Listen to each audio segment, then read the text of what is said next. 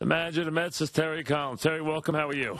And Mike, thanks. How are you doing? All right, Terry, let's talk about Harvey for a second and really just what's going to go into this. It seems like he wants to, I guess, take every available moment he has before he has to get surgery to see if there's any way around it, right?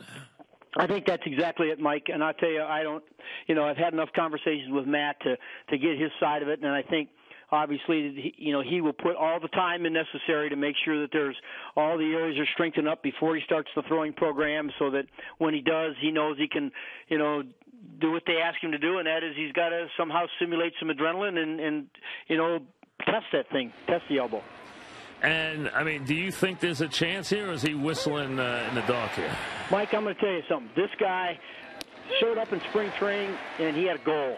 He wanted to show people he was one of the best pitchers in the game. And then when the season started, his goal changed to be, hey, look, I'm going to start the All-Star game. He's met both those goals. I don't put anything past this guy. I think he's bound and determined to avoid surgery. I think he will do what it takes to make sure his arm is healthy and strong before he does it.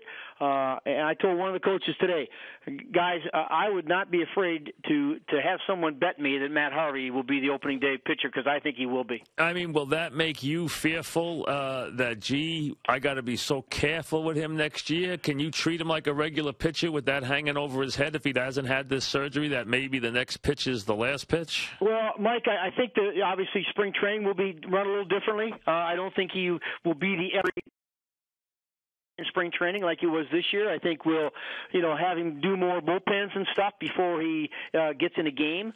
We'll probably monitor his workload a little bit early. We'll probably, be very, very careful in certain those nights when the climate is such that it may affect him. But, as we get into the season next year, if he continues to show that he's okay, I think we'll just let him go when it starts to warm up. Listen, anybody in their right mind would want him to be there next year. If he's there on opening day with Wheeler and Neese and G, you got yourself a nice pitching staff. I got a very nice pitching staff, and we're very happy. And I've been telling the other guys today, I talked to Zach Wheeler today. I know he's starting to get a little fatigued, and the importance of, the rest and what he's got to do this winter as far as to get himself in shape. And I said, listen, don't be surprised if you walk in there and Matt Harvey is locker next to you again next spring. And that's be a nice problem. Now, you've seen Wheeler's been really good, okay? Last night he wasn't.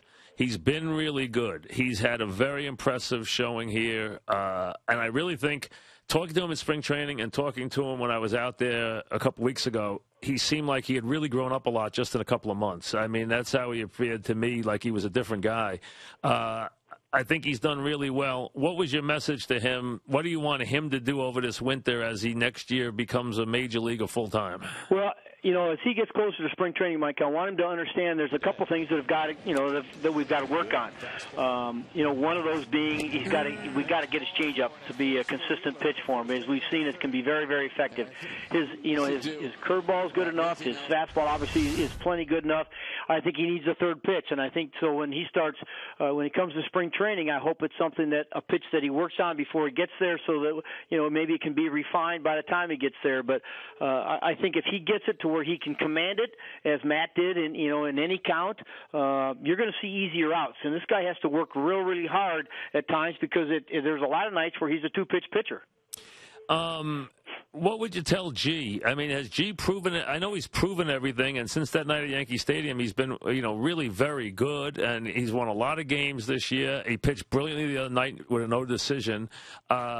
Does G just have to continue what he's doing? I mean, do you think he has to do anything to get better? No, Mike, he is who he is. I don't think he's a guy he's got four pitches. I mean, the only thing he can do is maybe come up with a cutter, maybe that's more effective. But, he's got four good pitches.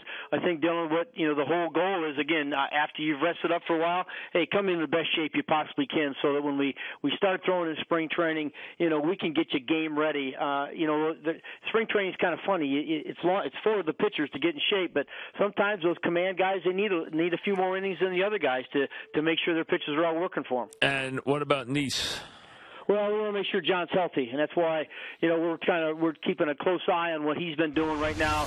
I told him that, after he rests that shoulder for 6 weeks this winter, to really start the strengthening program on his shoulder. Very similar to what Johan did a couple of years ago, to where, hey, look, he strengthened all the other muscles, and it took the workload off those small muscles. And I think if John does that, then he'll come 100% to spring training. Talking with Terry Collins.